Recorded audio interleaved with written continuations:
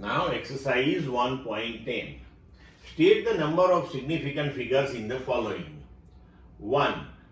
0.007 meter square to 2.64 into 10 raised to 24 kilogram. 3. 0.2370 gram per centimeter cube. 4. 6.320 joule. 6.032 Newton per meter square. 0.000632 metre square. तो अभी यहां पे आपको rules to find out the significant figures ये mind में होने चाहिए, तभी आप यहां पे आंसर दे पाओगे. तो देखो, ये फर्स्ट वन 0.007 मीटर स्क्वायर.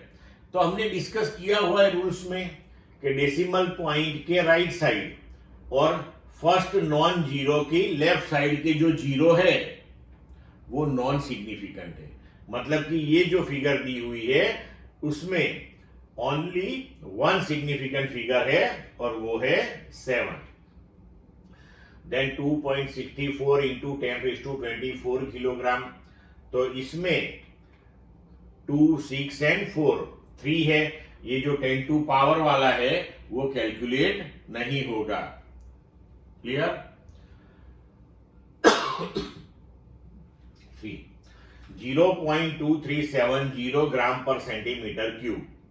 तो यहां पे ट्रेलिंग जीरो है after decimal point. Trailing zero तो वो गिना जाएगा सिग्निफिकेंट फिगर में. मतलब कि यहां पे 4 है, ये 2, 3, 7 एंड 0 ऑल.